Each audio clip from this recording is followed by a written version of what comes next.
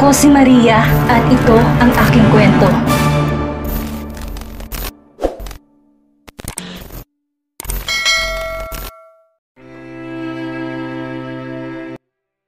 Pagka-uwi, dumiretso si Jasmine sa kanyang kwarto. Pagkahiga niya sa kama, tinitigan niya ang kamay. Ito ang ginamit niyang panampal sa lalaking doktor na nahuli niyang may hawak sa kanyang kamay kanina. Ang totoo, wala siya nakapanggalit na magising siya kanina nang mahuling hawak nito ang kamay niya. Nasabi lang niyang bastos upang pagtakpa ng kanyang pagkapahiya. Bakit kaya pamilyar ang hawak ng lalaking yon? Tanong ni Jasmine sa isip. Di niya mapaliwanag kung bakit may parte sa kanyang puso na hinapanap ang pakiramdam na hawak ito ang kamay niya. Nababaliw na ba ako? Napapantastikohang tanong ni Jasmine sa sarili. Epekto lang siguro to ng pagod kung ano-ano nang naiisip niya.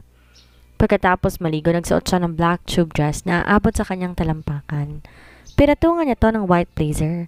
Ma'am Jasmine, may mga nagpadala ng bulaklak para sa'yo. Nasa sala mga bulaklak, ma'am? Imporma ng kasambahay kay Jasmine na pababa pa lamang ng hagdan. Dumiretso sa Jasmine sa sala. Ang dami niyang bulaklak na naabutan dito. Puro to palang rosas. Galing kaya to sa kanya? Isip-isip ni Jasmine. Umiling siya. Imposible ang iniisip niya. Next month pang balik nito kahit imposibleng galing to sa lalaking yon. Ma'am, aalis ka na? Pero nakahanda ng pagkain at kailangan niyo munang kumain bago kayo umalis? Naku, tiyak kaming mapapagalitan ng mommy mo kapag nalaman niya na di ka kumain bago umalis ng bahay. Biri ng kanilang amo na siguraduhin na di malilipasan ng kain si Jasmine para makainom ito ng gamot. Nilingon ni Jasmine na matanda upang dito mag-alala. Nagpaliwanag siya sa matanda. Manang, huwag kayo mag-alala dahil dala ko ang mga gamot na kailangan kong inumin mamaya. Pakisabi na lang kina mommy kapag tumawag sila. Nasa dinner ako kasama ng mga kaibigan ko. Walang nagawa ang matandang kasambahay, kundi sundan na lang ng tingin ng amo. Nang mawala ito sa paningin, nagmamadali itong umalis upang i-report sa mommy nito ang tungkol sa mga bulaklak na natanggap nito. Pagdating ni Jasmine sa restaurant, agad tumayo ang mga kaibigan ni Jasmine. Jasmine, oh? Oh my God! Ikaw nga! Masayang lumakap sina Marie, Liza at Kendra kay Jasmine na makita ito. Maluha-luha nila itong niyakap. 4 na taon din simula nang huli nila itong nakita. Bakit bigla ka nilang di nagparamdam? Alam mo ba kung gaano kami nag-alala na malaman namin ang nangyari sa'yo? Kung di pa tumawag si Tita Ferlita, hindi namin malalaman na nangyari sa'yo at ang kalagayan mo ngayon. Pasensya na kayo ha. Hindi ko agad kayo natawagan na magising ako. Kailangan ko na kasi muna na magpa-therapy at saka medyo gumulgol at malabo ang mga naalala ko. Kaya hindi mo na ako pinabalik ni mommy dito. Nagkatingin na ng tatlo, ngunit sa kanila, si Marie lamang naglakas loob na magtanong. Ang sabi ni Tita Ferlita, wala ka raw maalala. Kahit to sino, ay hindi mo madalaw? Hindi mo maalala? Napahinto si Marie sa pananalita ng sikuhento ni Lisa. Samantala, kumunot ang noo ni Jasmine. Agad naman sumingit si Kendra at inaba ang paksa. Ang ibig sabihin ni Marie, nalimutan mong pumunta sa binyag ng panganay ko? Di ba, Marie? Palihim na siniko ni Kendra ang kaibigan na si Marie. Tumango naman ito. Humawak si Jasmine sa ulo at nakaramdam siya ng matinding pagkahilo. Nagsimulang may lumitaw na malabong imahe sa isip niya. Napansin ng mga to ang paghawak sa ulo ni Jasmine kaya't nag-alala sila na nagtanong, Jasmine, masakit bang ulo mo? Kailangan ka ba namin dalhin sa ospital? Tanong ni Lisa. Inalis ni Jasmine ang kamay sa ulo. Umayos siya ng upo at gumiti sa kanyang mga kaibigan. May bigla lang akong naalalang maliit na detalye. Ano ba kayo? Huwag niyo akong tingnan ng ganyan. Alam niyo naman ayoko sa lahat yung kinakaawaan ako. Ang mabuti pa kumain na tayo. Napansin ni Jasmine ang tahimik na ng mga kaibigan niya. Maingat na nagpapasok ito ng topic na parang may iniiwasang wag mabanggit. Pagkatapos kumain, tumingin si Kendra sa suot na relo. Pasensya na kayo ha, kailangan ko nang umuwi. Naghihintay na sa akin ng mag-ama ko. Lumapit to kay Jasmine at yumakap. We are so proud of you, Jasmine. Natupad mo na ang pangarap mo na maging abogado. Hindi mo na kailangan mamili kung siya ba o ang pangarap mo. Naging palaisipan na sinabi ni Kendra kay Jasmine. Nag-aalala si Lisa na baka magulo ang isip nito. Sinabi pa ng ina ni Jasmine iwasan na magbanggit na magpapaalala sa dati nitong asawa upang protektahan tong wag nang masaktan at magpakatangang muli. Nalaman nilang lahat ng sabihin ng ina ni Jasmine ang ginawa ni Lance. Nang malaman lang ginawa ng lalaki, lalang nagalit sila kay Lance. Jasmine, wag mong masyadong isipin yung sinabi ni Kendra. Mabuti pa magsaya muna tayo. Siguro naman di ka natatanggal ngayon dahil single ka na. Ibig kong sabihin, pare-pareho tayong walang sabit. Nagkatinginan sina Marie at Liza. Sabay nang umiti ang dalawa, sabay lapit kay Jasmine, patayo sa upuan. Hinatak nila to sa magkabilaang braso. Teka, saan tayo pupunta? Sa lugar na pa pwedeng maghanap ng maraming fafa, sagot ni Marie. Sinabayan pa to ng babae ng malanding tawa. Walang nagawa si Jasmine kundi ang hayaan, natangayin siya ng dalawa. Patay sindi ang mga ilaw, maingay. Kumakalat sa paligid ang amoy na mahabang usok ng sigarilyo para sumalubong sa kanila na makarating sila sa isang eksklusibong bar. Agad iniwas si Jasmine ang mata sa magkapareha na halos magtarik na nga sa ibabaw ng mesa. Nang mabaling ang mata niya sa dance floor, may babaeng sumasayaw habang napapaligiran to ng mga kalalakihan. Tila hayok na hayok matikman ito. Napapatungan naman ng blazer ang suot ni Jasmine, ngunit kung titingnan siya ng mga kalalakihan, daig pa niyang nakahubad. Dinig niya ang pagsipol ng mga to habang pinapasadahan ng tingin ang kanyang buong katawan, na para bang tumatagos ang mga mata nito sa kanyang katawan. Uuwi na lang ako. Hep hep, bawal ang killjoy, okay? Agad naputol ni Marie kay Jasmine. Alam mo dapat, matagal mo tang ginawa ang mag-enjoy bilang dalaga. Pero masyado kang nahumaling sa... ibig kong sabihin, masyado ka nahumaling sa pagbabasa ng libro. Yun ang ibig kong sabihin. Basta, hindi kami papayag na hindi ka mag-enjoy ngayong gabi. Upang di na makatanggi pa si Jasmine, hinilat to ng dalawa papunta sa pinakadulong mesa. Ngayong gabi, titiyak nilang mag-e-enjoy ang kaibigan nila. Napangiwi si Jasmine na makitang maraming alak sa mesa nila. Mukhang may balak yata mga kaibigan niyang lasingin siya ng alak ngayong gabi. Natampal niya ang kanyang noo, hindi pa naman siya umiinom. Umakbay si Marie kay Jasmine at tumatawang nagsalita. Jasmine, ang alak, hindi tinitingnan, kundi iniinom. Paano mo malalaman kung masarap kung hindi mo titikman? Masarap? Dahil curious si Jasmine sa sinabi nito, tumikim siya ng isang shot. Umubo na hinimas niyang lalamunan ng gumuhit dito ang mapait na lasa ng alak. Si Liza naman ang tumatawang umakbay kay Jasmine. Sa simula lang mapait at masakit sa lalamunan ng alak. Parang pag-ibig lang yan. Walang tamis sa simula, dadaan ka muna sa pait. Napangawi si Jasmine. Yung totoo, accountant pa talaga kayong dalawa o endorser ng alak?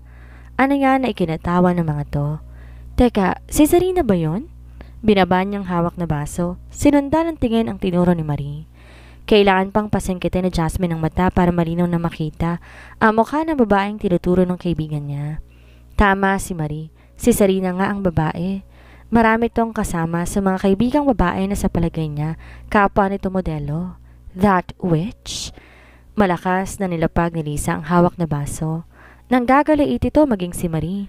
Napapatanong sa isip Jasmine, bakit parang gigil na gigil ang dalawa kay Sarina? Liza, kumalma ka, okay? Kasama natin si Jasmine. Paalala ni Marie sa babae. Paano ko kakalma? Nung tinanong natin siya noon, ang sabi niya sa atin, patay na si Sa huling sandali, nagawang pigilan ni Liza ang bibig. Never mind. Masisira lang ang gabi ni Liza kung hahayaan niyang sariling isipin ang pagkainis sa babae. Samantala, hindi nakaligtas sa mata ni Sarina ang grupo ng babae sa pinakadulong mesa. Sanay ito na sa kanya nakatingin lahat ng kalalakihan sa tuwing naririto siya. Subalit ngayon kapansin-pansin ang mga mata ng halos lahat ng kalalakihan ay nakatingin sa pinakadulo. Kaya naman pala dahil narito si Jasmine. Napakaganda pala talaga ng kapatid ni Fernan. Mukhang Diyosa, pare. Sinabi mo pa, pare? Kung araw-araw siyang pupunta sa bar na to, hindi na ako uuwi. Naririnig ni Sarina ang biroan ng mga kalalakihan, kaya't lalong sumama ang timpla sa mukha ng babae. Ito ang pinakaayaw ni Sarina, ang makasama si Jasmine sa isang lugar. Tumayo si Sarina at inalis ang blazer na suot. Lumitaw ang cleavage niya dahil sa suot na lumang tube shirt. Ngunit di naging sapat to para mabaling ang atensyon sa kanya ng kalalakihan. Nanatiling nakatuon ang mga mata nito kay Jasmine na lalong kinangit-ngit ng loob ni Sarina. You look pissed, Sarina. Is it because of that woman? Ngumisi si Ella, isa sa mga kasama ni Sarina na isa ring modelo. Hindi mo sila masisisi. Talaga namang sobrang ganda ng sister-in-law mo. Kaya para insecure ka masyado sa kanya. Dahil napasinghap ang babae maging ang iba pa nilang kasama nang sabuyan to ni Sarina ng alak sa mukha. Tumahimik ka, Ella. Baka hindi lang alak ang isaboy ko sa mukha mo. Oras na inisin mo pa ako. Baka nalilimutan mo, alam ko ang baho mo. Kaya kung ako sa'yo, mananahimik na lang ako. Walang nakapagsalita o umawat man lamang para pagsabihan si Sarina. Kinatatakutan ito sa grupo kaya naman pinili ng mga ito ang manahimik. Mukhang maamong tupa ang mga kaharap kaya naman ngumiti si Sarina. Lumakad siya na parang nasa isang fashion show habang papalapit sa kinaroroonan ni na Jasmine. Nagkatinginan sina Marie at Lisa na makita ang papalapit na babae sa kanilang kinaupuan. Huminto si Sarina na makalapit sa kanyang pakay at nakangiti nagsalita. Jasmine? Oh, ikaw nga. Hindi ko alam na pumupunta ka pala sa lugar kagaya nito. Akala ko kasi taong bahay ka lang at di mahilig lumabas. Tumingin na may pang-iinsulto to sa hawak ni Jasmine na baso. Di ko alam marunong palang uminom ng alak ang isang Jasmine Tuwason. Di niya inaasahan na makikita si Sarina dito. Gumante ng ngiti si Jasmine. Bakit pakiwari niya? Isang insultong sinabi nito. Maingat na nilapag niya ang basong hawak. Kanyang iminuestra ang kamay para alokin to ng upo. Maupo ka, Sarina. At nang maupo ito, si Jasmine mismo nagsali ng alak sa baso para kay Sarina. May batas bang nagsasabi na hindi po pwedeng lumabas at magpakasaya ang isang taong bahay katulad ko? Sa pagkakaalam ko, wala, Sarina. So I'm free to go whenever I want and I'm free to drink whatever I like.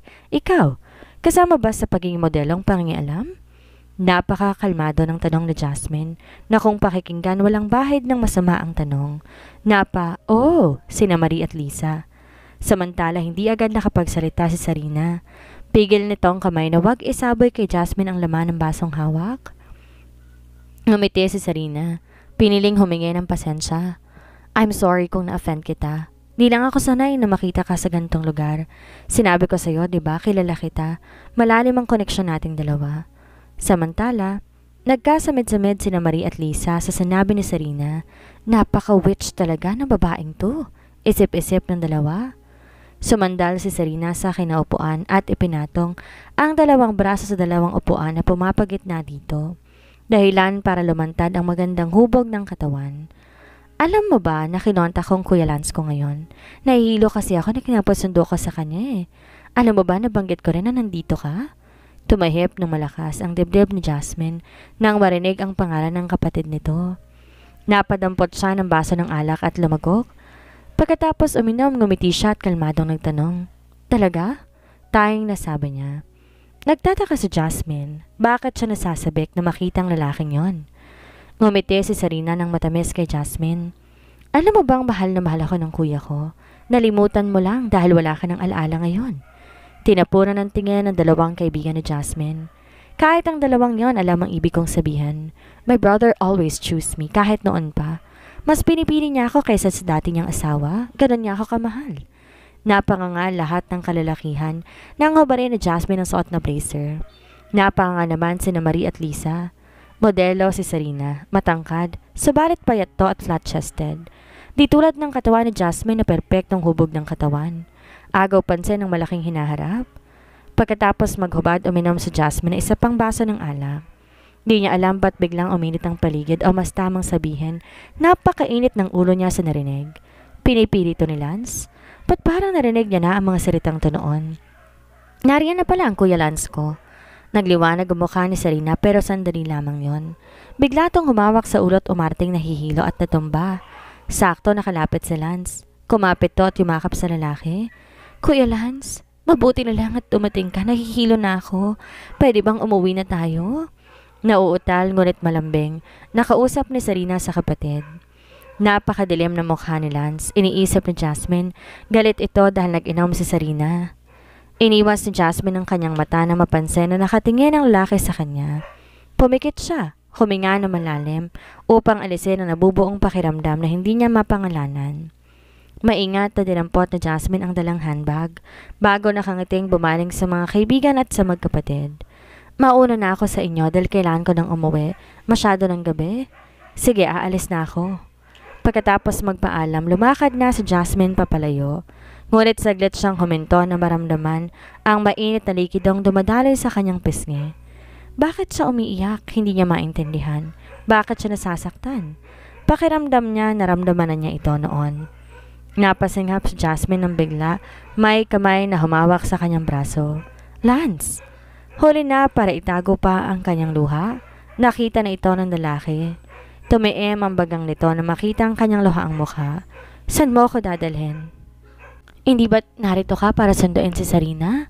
Hindi sumagot ang si Lance. Ngayon patuloy ito sa paghila kay Jasmine palayo sa lugar. Lance, I'm not here to fetch Sir Jasmine. Ikaw ang sinusundo ko kaya ako naririto. Now let's go home. Di alam ni Jasmine bakit tinahayaan niya tong hilahin siya at isakay sa kotse. Basta't ang alam niya may kung anong tuwa siyang naramdaman nang malaman na siya ang sinusundo nito. Naguguluhan siya dahil hindi si Sarina ang kasama nitong umalis. Di niya maitanggi na gusto niya ang nangyari. Para siyang nabunutan ng tinik sa dibdib. Pagkarating sa loob ng kotse, hinubad ni Lance ang suot na suit, pinatong ng lalaki sa balikat ni Jasmine. Pagkatapos iniwas ni Lance ang mata sa katawan nito. Bakit pumunta ka sa lugar na yon na ganyan ang suot? Alam mo ba paano ka tingnan ng mga lalaki doon? Naggalawan ang panga ni Lance. Kanina nang dumating siya sa bar, nakita kung paanong tignan ng kalalakihan si Jasmine. Nakadama siya na sobrang panibugo na ngayon lang niya naramdaman sa buong buhay niya. Bakit nagsuot ng ganito si Jasmine? Hindi si Lance sanay na may ibang nakakakita na magandang katawan nito bukod sa kanya. Mapait siyang ngumiti, walang ibang ginawa sa Jasmine, kundi ang maging mabuti, matino at mapagmahal na asawa. Walang ibang inasikaso o ginawa kundi maging perpekto. Subalit nagawa niya tong saktan. Nilingon ni Lance si Jasmine nang marinig ang impit nitong pag-iyak. Sinubukan na pigilan ni Jasmine ang kanyang luha, subalit hindi ito humihinto sa pagpatak. Pasensya ka na, Lance.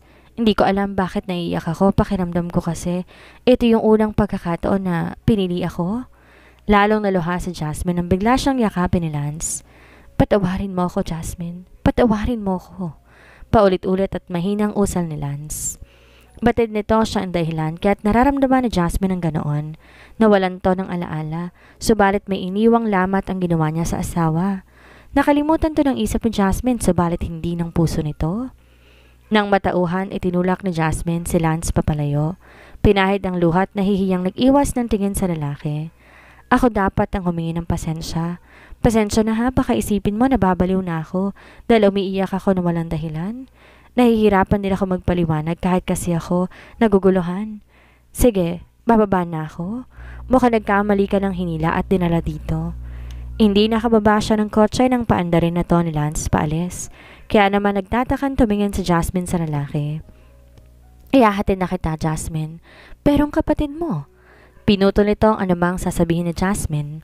Matanda na siya, kaya niya ng sarili niya. Napansin na Jasmine ang biglang pagdidilim na ekspresyon ni Lance nang banggitin niya ang kapatid nito. Galit ba to kay Sarina? Naputol ang pag-iisip niya na magtanong si Lance sa kanya. Madalas bang sumakit ang ulo mo? Kumunot ang noo ni Jasmine. Nabanggit siguro sa'yo ni Sarina na magkakilala kayong dalawa, pati ng mommy ko. Actually, magkakilala din tayong dalawa. Magkababata tayo, magkaibigan ng mga magulang natin. Tumango si Jasmine, naisip ang posibilidad na sinabi ni Lance nung sabihin pa lang ni Sarina sa kanya na hindi lang sila magkakilala. Kilala ko ba ang asawa mo, Lance? Dahil sa tanong na yon, napapreno ng biglaan si Lance. Gusto niyang itanong sa lalaki kung may problema ba, pero mas pinili niyang manahimik. Napansin niyang mukhang wala ito sa mood pag-usapan ng asawa. Puot at kalungkutan ang makikita sa mata nito at di niya alam kung bakit siya nasasaktan din sa puot na nakikita niya sa mata ng binata. Bakit pakiramdam niya para sa kanya ang puot na yon? Akala niya hindi nasasagot si Lance, subalit sumagot ito. Tumingin sa kanya na may kalungkutan sa mga mata. Kilalang kilala mo siya, Jasmine? Huminga na malalim si Lance bago maling pinaandar ang sasakyan. Siya nga pala, Jasmine, kaya ako nandito. May gusto akong sabihin sa'yo. Dahil masera ng kalagayan ng ulo mo, magsiset ako ng schedule para ma-check kita. Huwag ka mag-alala dahil libre ang consultation mo. Naguguluhan si Jasmine sa nangyayari. Una, napagkamalan siya ng lalaking to na dating asawa. Para nangyari yon kung kilala naman pala siya ni Lance? Trip lang ba siya nitong asarin sa police station ang igit nito na mag-asawa silang dalawa? Imposible siguro na kamukha siya ng dati nitong asawa, di ba? Ano ba tong iniisip niya? Pinapasakit lang niya lalong ulo niya eh. Siguro nga pinagtripan lang siya ni Lance na magkita sila sa daan. Hindi malabo na gawin to ng lalaki dahil ayon dito, magkababata silang dalawa. Kurot ang noo, bumaling si Lance kay Jasmine. Naitigal nito ang sasakyan sa tapat ng gate ng mansyon nila. Pati kung saan sila nakatira alam nito. Close ba ang pamina nila? Akmang bababa si Jasmine nang pigilan siya ni Lance sa braso. Do you like it? Kunot ang noo ni Jasmine. Ang tinutukoy ko yung bulaklak na pinadala ko para sa'yo. Nagustuhan mo ba? Sa'yo galing yung mga roses? Nang tumango si Lance, pinigilan ni Jasmine magpakita ng kilig. Kiragat na madiin ang loob ng bibig. Salamat sa mga rosas ha, nagustuhan ko. Kasi galing pala sa'yo. Dugtong ng isip ni Jasmine. Sige, bababa na ako. Salamat pala sa paghatid ha. Pagkababa niya, kumaway pa siya sa lalaki. Kunot ang noo ni Jasmine na makitang hindi umaalis ng sasakyan si Lance. Kaya naman kinatok niya ito. May kailangan ka pa ba sa akin? Gusto mo bang magkape? Umiling si Lance sa kanya. Inihintay kitang pumasok, Jasmine. Go on. Matulog ka na. Sa sunod, wag kang aalis ng bahay lalo na kapag pagod ka. Nawalan ka na nga ng mali kanina eh, nakuha mo pang gumala. Napalabi si Jasmine. Imbes mainis dahil pinapagalitan siya ni Lance, natutuwa pa siya. Nahihibang na nga yata siya eh. Bye! Aniya bago pumasok sa loob ng kanilang bahay. Pagkapasok ni Jasmine sa kwarto, nakangiting humiga siya sa kama niya. Humawak sa tapat ng dibdib niya at naitanong sa sarili, bakit ang saya-saya kong kasama si Lance? Samantala, nagingit-ngit ang loob ni Serena ngayon. Kanina pa to nakatayo at nakatingin sa lugar na pinag-iwanan sa kanya ng kapatid. Di makapaniwalang di siya pinaniwalaan ng kapatid niya. Hoy, Serena, akala ko ba nahihilo ka? Mukhang nawala ang tama mo nang iwan ka ng kuya mo ah. Ngumiti si Marie ngunit naroon ang panginis. Anong pakiramdam na hindi piliin? Which? Nagsalita si Lisa. Tara na, Marie. Mukhang masisira lang lalong gabi ko pag nagtagal pa tayo sa lugar na to. Nag-isip si Serena. Kailangan pang gumawa ng mas malaki at kapani-paniwalang plano para matupad ang matagal na pinapangarap niya? Ngumiti ito bago nagsalita. Sa pagkakataong to, sisiguraduhin ko, ako na ang mananalo, Jasmine. Ano kaya ang gagawin ni Serena para muling iparanas kay Jasmine na siya lang ang una para kay Lance? May pag-asa pa kaya magkaayos sa Jasmine at Lance kung hindi tumigil si Serena sa masasamang plano niya?